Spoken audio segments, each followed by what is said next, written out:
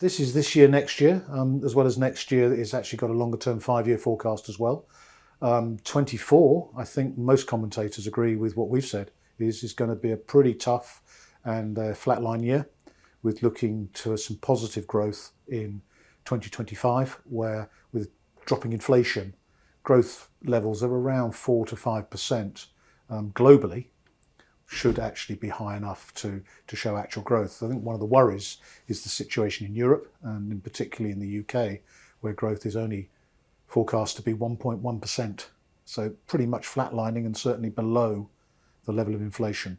So a challenging year ahead, no doubt. But as always, I'm sure the industry will react to that. Marketeers will react to it and will continue to invest in their brands. What's the role of TV within that? We're going through the transition to streaming TV and more ad-supported offerings. Can those help pick up some of the slack, or no? I think it's unlikely. CTV is the fastest growing area of TV. Linear is dropping, but I think some of the good work done by the broadcasters, including UK broadcasters like ITV with X, which has been a phenomenal success, and prior to that, Channel 4 and of course Sky, have managed to retain the majority of those linear viewers who've switched over to an on-demand environment, albeit the subscription stacks, with Netflix and Prime and Disney Plus and Paramount, have all added to probably oversupply in the marketplace. And viewing levels are pretty much the same as they are. We'll be hearing some of those figures on Thursday from RTL Ad Alliance when they publish their TV Facts book. I've just literally been speaking to Stefan downstairs, Stefan Karubel, and it looks as though there has been a slight increase in viewing, but most of that coming from the streaming side of things. The introduction, to be honest, of the Netflix streaming tier has made little difference in the market, in that they introduced a new tier, and I believe the figures around about 2% increase in subscribers went across. So therefore the ad take is not as high as they had hoped. From that base, though, to be very, very fair to Netflix, they've taken that on the chin, and they're reevaluating how they go to market, how they look at the marketplace, and they'll come back, and as they usually do, I'm sure they'll come back stronger and more successful. I think Prime's far more interesting as we go through into the new year. So Amazon Prime launching not a new subscription tier, but converting their existing tier to an ad tier. So that will actually instantly give them the majority of their subscribers, apart from those who opt out, who will then decide to take a subscription out for Prime. That is interesting. I think we're talking about in the UK 13 to 14 million subscribers, albeit a lot of them will be subscribers to the Prime shopping area. But that'll be interesting when we finally see some measurement figures. Whether they ask to join Barb as both Netflix and Disney Plus did, I don't know yet. Nothing's been announced. It's early days.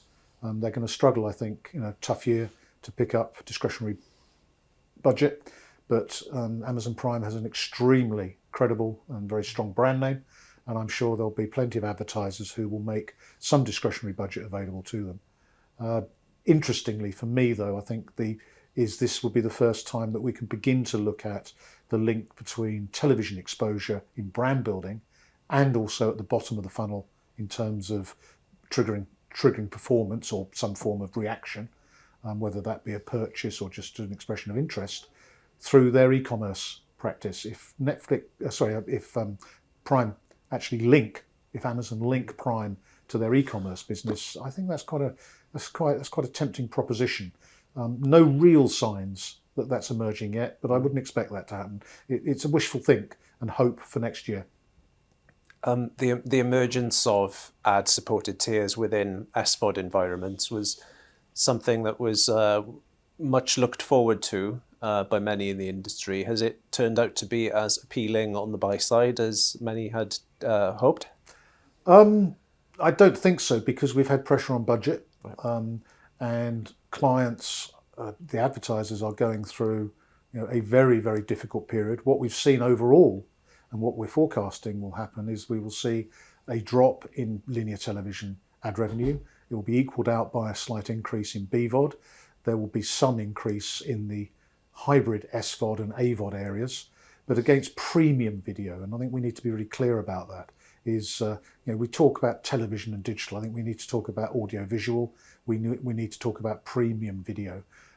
Every video is an opportunity, and particularly amongst the younger generations.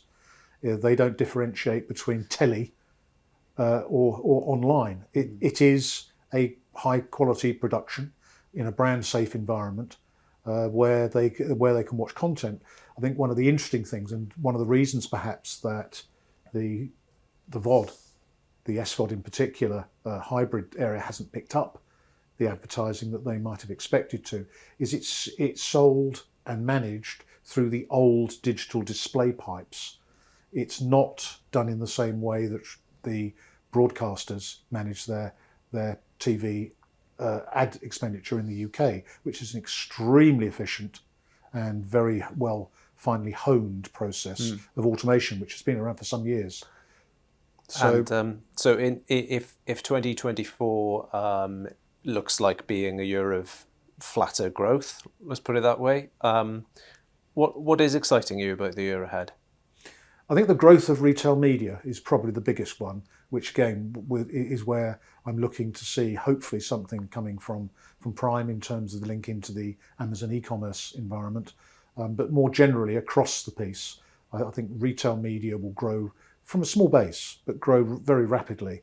We're talking in the US about a multi-billion-dollar business already. That's significant. A lot of trends come from the US, not all of them.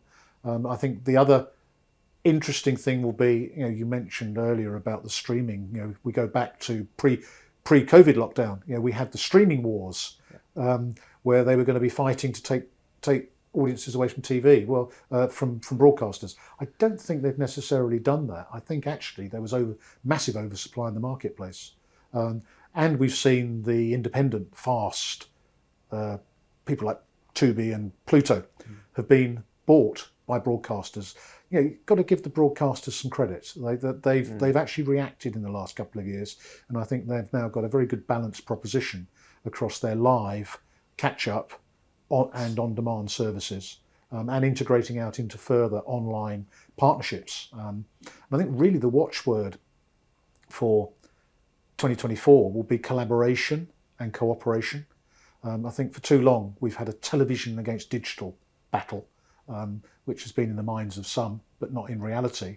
And also realisation that consumers just want to see jolly good, high quality production content with the appropriate management of advertising around it through, yes, traditional pods, breaks, blocks, depending on which country you're in, but also looking at maybe some innovative ways of doing it. And I think as time goes on, we will see a growth in addressability of advertising, with dynamic insertion as television becomes a digitally delivered rather than satellite or broadcast medium. But that's some years ahead. It won't be happening next year, but I think some of the ground experiments may start to take place, and that's an exciting place to be in.